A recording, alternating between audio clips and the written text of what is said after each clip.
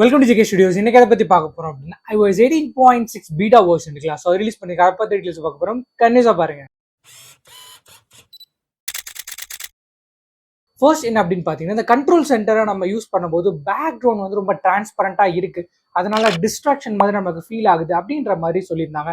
So அதுவுமே 18.6 beta 2 வெர்ஷன்ல கொஞ்சம் reduce பண்ணியிருக்காங்க, அதாவது கொஞ்சம் சாஃப்டன் பண்ணியிருக்கு அப்படின்னு சொல்றாங்க. இதே மாதிரி தான் இந்த நோட்டிஃபிகேஷன் சென்டருக்கும் நம்ம பேக் ட்ராப் இருக்கு இல்லையா, ஸோ அது ரொம்ப டிரான்ஸ்பரன்ஸாக இருக்கு.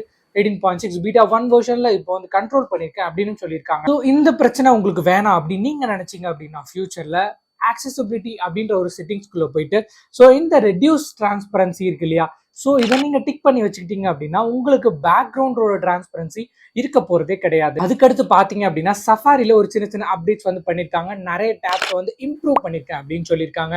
ஸோ அது வந்து ரொம்ப ஓல்டேஜா தான் எனக்கு தெரியுது, பட் உங்களுக்கு எப்படி இருக்குன்னு அப்படின்றத கண்டிப்பா கீழே கமெண்ட் பண்ணுங்க. அதுக்கப்புறம் பாத்தீங்க அப்படின்னா ரிங் டோனை வந்து புதுசா ஆட் பண்ணிருக்காங்க, ரிஃப்ளெக்ஷன் அப்படிங்கிற ஒரு டோன்ல. ஸோ இதெல்லாம் ஒரு அப்டேட்டா, இதை பத்திலாம் சொல்லணும் அப்படின்னு எனக்குமே கொஞ்சம் கவலையா தான் இருக்கு, பட் இருந்தாலும் இது ஒரு அப்டேட்டா தாங்க இருக்கு. அதுக்கப்புறம் வந்து பாத்தீங்க அப்படின்னா நம்ம கேமரா ஆப் இருக்கு இல்லையா, அதை நம்ம யூஸ் பண்ணும்போது ஃபார் எக்ஸாம்பிள் நம்ம ஃபிளாஷ் ஆன் பண்றதா இருக்கட்டும், ஸோ அந்த டைம்ல எல்லாம் நமக்கு வந்து டெக்ஸ்ட்ல வந்து நமக்கு ஹைலைட் ஆகாது.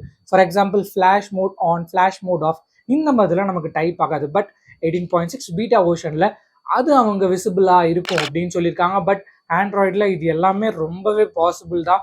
ப்ரீவியஸ் ரொம்ப பழைய வெர்ஷன்ல இதெல்லாம் அப்ளிகபிளா இருக்கு, பட் இதெல்லாம் ஒரு அப்டேட்டா இப்பதான் எடுத்துட்டு வராங்க iOSல. ஸோ பர்ஃபார்மன்ஸ் பொறுத்த வரைக்கும் ரொம்ப பெரிய இம்ப்ரூவ்மெண்ட் இருக்க போறதில்ல அப்படின்றது ரொம்பவே தெளிவா தெரியுது. அது மட்டும் இல்லாம பேட்டரி ட்ரெயின் கொஞ்சம் இம்ப்ரூவ் பண்ணப்பட்டிருக்கு அப்படின்னு சொல்லப்படுது, பட் நமக்கு ஃபோன் கைக்கு வந்தாதான் தெரியும். ஸோ நம்ம அடுத்த வீடியோல பார்ப்போம். அது வரைக்கும் பாய்.